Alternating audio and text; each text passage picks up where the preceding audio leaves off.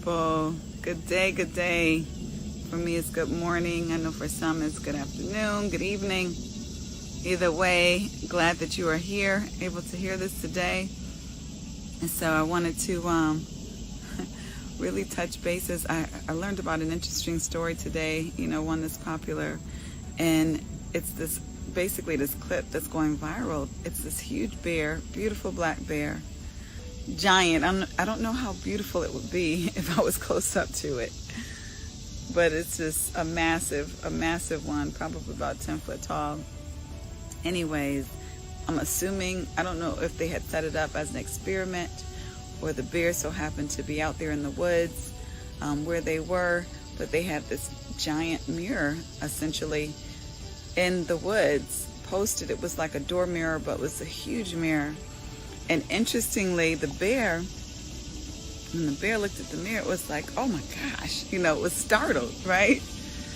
And it kept looking like, what is that? What is that, right? Not recognizing the bear's self in the mirror. And then finally, the bear was like, wait a minute, I don't recognize this. It's about to go down. So the bear just starts like pounding on the mirror until the point of obviously demolishment, because the mirror, of course, didn't stand a chance against this gigantic bear. And so the mirror was destroyed. But what I find interesting about that video is just the very easy analogy when I think about ourselves and looking in the mirror. And, for some of us, not even from an analogy perspective, but for some of us, even literally, it's hard for us to look in the mirror because we get so distracted and so irritated by the abnormalities we see or the differences maybe in comparison to someone else, or just, blemishes we don't want to see. And so some of us literally do not like looking in the mirror. But then I think most of us fall in this category of really spiritually, emotionally taking the time to be still, without noise, which obviously always forces us to look in that mirror, that stillness, right? But we don't want it. We don't want it. A lot of times we don't like it. A lot of times when people first start meditating, it's very disturbing for them. The silence, the stillness, just literally is enough to drive you crazy, right? When you first start meditating. And we oftentimes, we blame it on the silence, or that we're bored, that we can't sit still. But a lot of times it's really our discomfort in that mirror that is always, always showing and reflecting us in that still moment. And when we first start that stillness, that's when we see everything, and it comes fast, right? Like, we just see all of those internal blemishes that we don't want to see. We have all of these flashbacks that we, may not want to have, but the beautiful thing is, the more that we meditate, the more that we're still, the more that we're quote unquote looking in that mirror, the more comfortable that we are, and being honest with ourselves regarding what we see.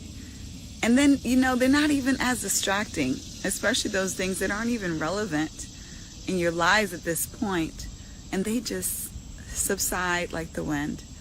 And if they come up within an instant or two, they're gone, because we don't pay attention to them, right? Because they're not as startling. But in those moments when we first look in that mirror, or first be still, first meditate, it can be difficult for us. And oftentimes, again, we may blame it on the stillness, but a lot of times it's really not the stillness. It's really just us not being comfortable being with us, looking at ourselves in a moment without distractions, where it's only you. So, I'm challenging you today, as I continue to challenge myself to look in the mirror, physically, literally, and from the perspective of metaphorically, take that time to be still. Take that moment to not only look at yourself, but just see, what God has to say to you. For me, at least, meditation at first, it was all about me quieting down my energy, because I am a high energy person. So it was about creating some stillness, some slowness, to just move slower, to smell the roses, to see those small beauties that I may overlook in my speed. And so that's what really meditation was all about. When I first started meditating, it was about calmness. And now I meditate a lot more, usually daily when I meditate. It's really, I'm asking God, I really want to hear from you. I want to know, what do you have to say today? Because I know how loud the world can get and how my surroundings can get. I can't speak for you, but my surroundings can get really loud. And so I want to create that space to hear from God. It's not as long as I want it to be. I meditate 10 minutes a day, but I get some golden nuggets, to say the least.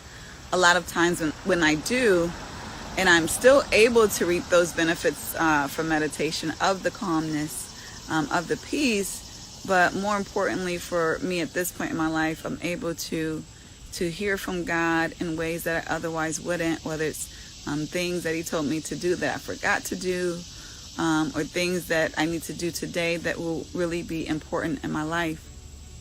So I definitely encourage you to don't be afraid, have courage to look in the mirror, and even go beyond that to discover, perhaps what is behind that initial impression that you see. I pray that you all have a wonderful, a blessed day and weekend.